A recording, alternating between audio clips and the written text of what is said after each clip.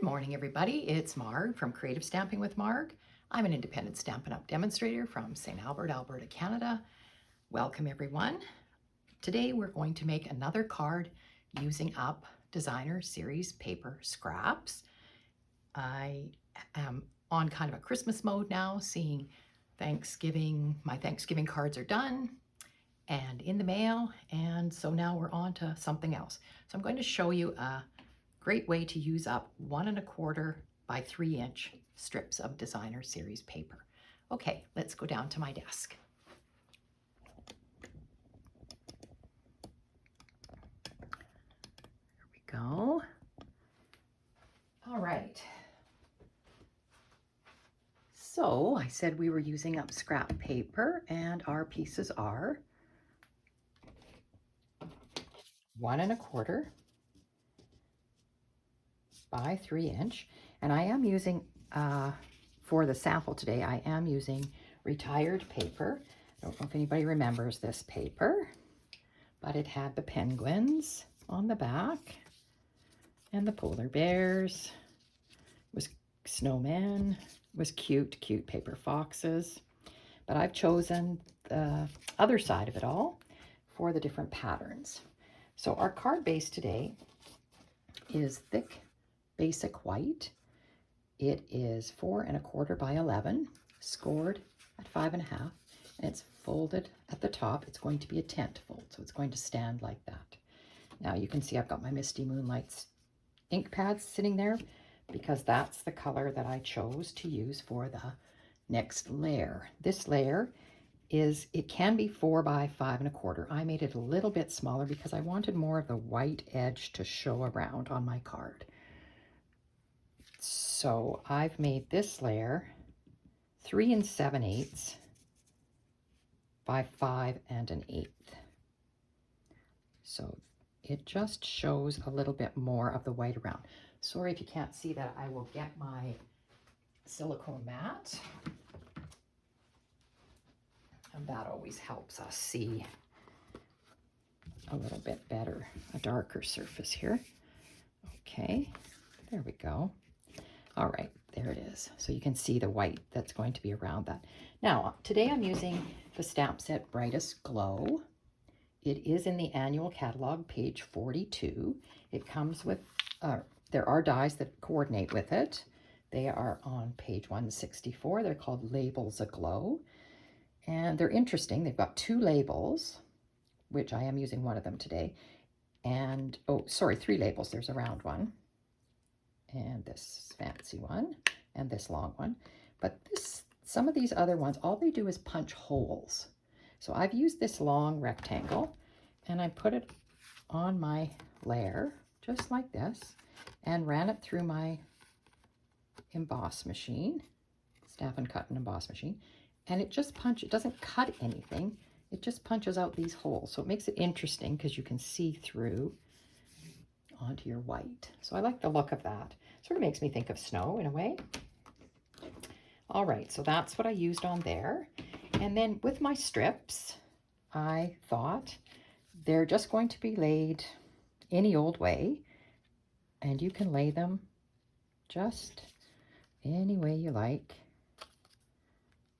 Sort of just scatter them. They don't have to be uniform. They could be if you want, but I like the look of this. And I used from the die set, I did use this round label, and it cuts this. It looks like that. And I've already stamped it from the same stamp set, All is Merry and Bright, in the Misty Moonlight. So that's going to be my label on the outside. And I've already decided I want to put Merry Christmas on the inside. Now, something that I don't know that I've talked about, because I don't normally do stamping on camera, just because you guys don't need to see me stamp. But if you ever stamp right onto your card base and it's crooked, and you go, oh, I've wrecked it, throw it away. You wouldn't have to do that. If the stamping was here, if you haven't done any gluing on your front or anything yet, you could turn it like this. This would become your front, and then I would just glue this all on top, and no one would know the difference. Okay, the other alternative is if you've done your gluing on the front already and you've stamped and it's crooked, you can stamp again on another piece of paper and cut it out. And it looks really nice to cut it out with a fancy die. So I didn't make a mistake this time, but I have lots of times, and often my cards will have an extra piece inside, and that's why. But I thought that looked really pretty on the inside when it's done on this label. This is from the same set of dies. So that's what I'm going to do on the inside, and I'm also going to put a piece of the Designer Series paper, a 1/2-inch strip, along the bottom. Okay, so let's get to putting this together. And I have some other samples to show you that are oriented a different direction. So you'll see, I just need to burnish this because it's not. There we go. Okay, using my bone folder for that. All right, so I'm going to go ahead and glue this on. So I'm going to glue this first, and I'm going to use my liquid Tombow glue, which is my glue of choice.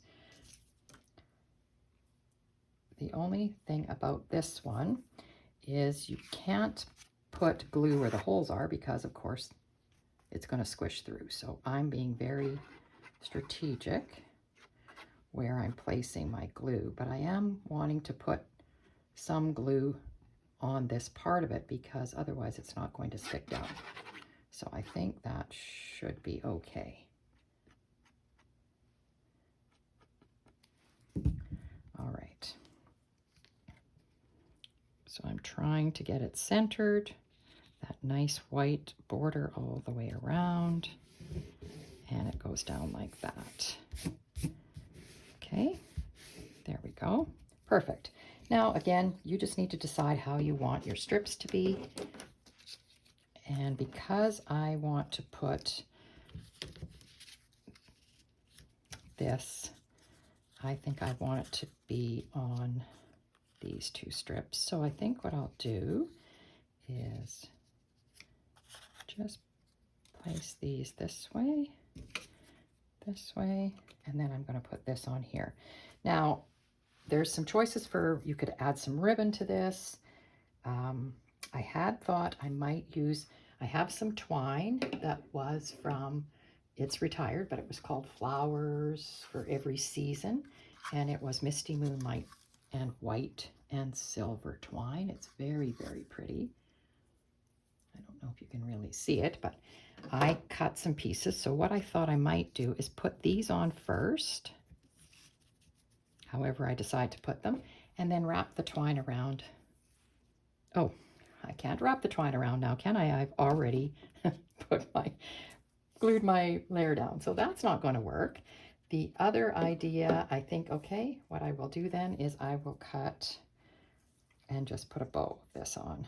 So I think I will double it. Yeah, I guess that was best laid plans, and that's not working out for me. So I will put, I think, a double bow on here. If that works, let's see if I can make this work. Sometimes when you're doing things on, I often have these things tied ahead of time because it doesn't always work in my favor when I'm on camera to make these. Yeah, like today, not working out for me. Okay, so let's take my ribbon scissors and I will cut my two pieces separate like this and try again. I will tie my bow.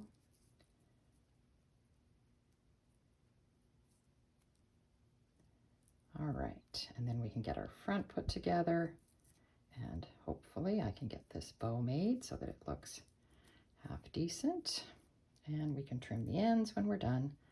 So a bow like that is what I'm going to do with it, I think. And I'll show you the other options that I did with some ribbon, but we're going to glue these down first. And I really like the way I kind of just put them on there, except I don't want them to look that even. I want them to be a little bit off. So I think I will glue this one down first.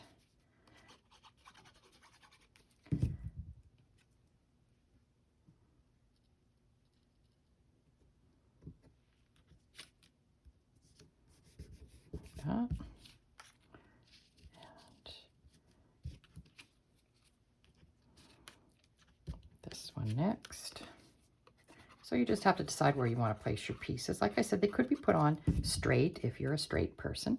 I kind of like not doing things straight, and then it doesn't, you know, you can mess it up in your head and it doesn't really matter because they were never supposed to be straight in the first place. So, and sometimes putting them on straight is hard. You've got to get a ruler out and make sure that you know, make sure it looks good, because goodness, we wouldn't want them to look bad. All right, here we go. All right, get this one put on. I'll put this one this way. Okay, there we go. So any way you want to put your pieces is fine. I am going to put my greeting up on dimensionals.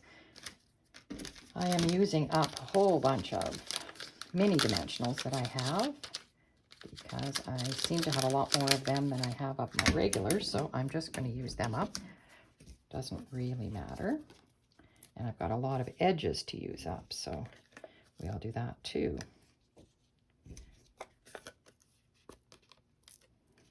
Okay.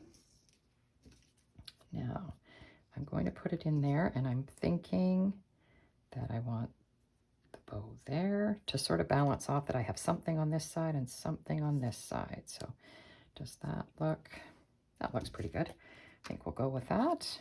All right. I am going to use a glue dot for the bow. So there's my glue dots. All right, just taking the backings off the dimensionals.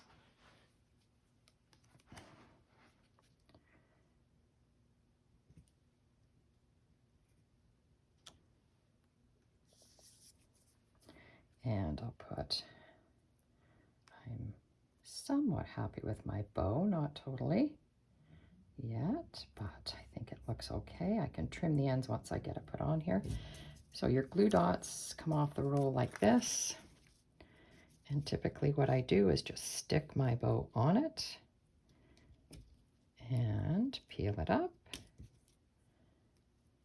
And if it's sticking out a little bit, you can always tuck it in. And then I'm just going to put it down like that. All right, that looks okay. So there's the outside of our card. Quick and easy, using 4 different strips of DSP. Any way you want to put them on. The card will stand this way, like that. We'll do the inside. The inside, like you saw, I'm going to be putting this on, and I would put this on flat. So I will just put some glue on it. And I like my greetings sort of up at the top, so I write the person's name possibly, or the people's name at the top, and then you can do your message underneath. Okay, and I am going to glue this piece on. So I just had an extra strip of one of the pieces that I put on the front. So it is 1/2 inch by 4 1/4, because this card is 4 1/4 wide. And I'll just put it along the bottom here, just leaving a little bit of white. And it is obviously too long, so I need a pair of scissors to trim this off. Turn it over to the wrong side and trim it off.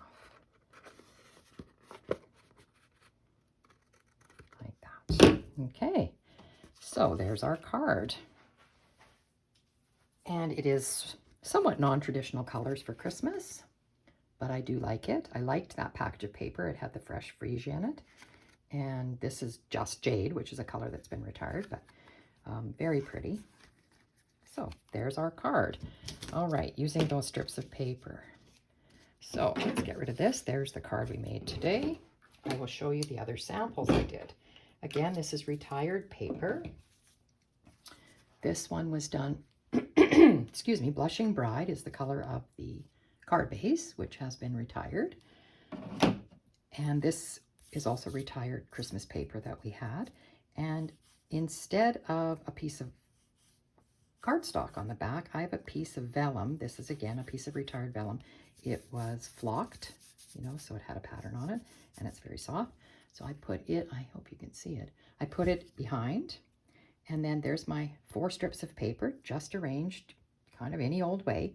Before I glued this down, I did my greeting and tucked the ribbon around it and tucked it behind. Now, remembering with vellum, do all your gluing onto the vellum first, flip it over, and then wherever you have your big pieces, that's where you're going to put the glue to glue it onto your base. Because you can see this vellum isn't glued down here because you can see glue through vellum. So it's only glued behind my strip so that it doesn't show. Then this one opens this way, and it says, "May your season sparkle," and I put a little piece of the designer series paper on the bottom for that one. Again, a non-traditional color, but I really liked that set of paper.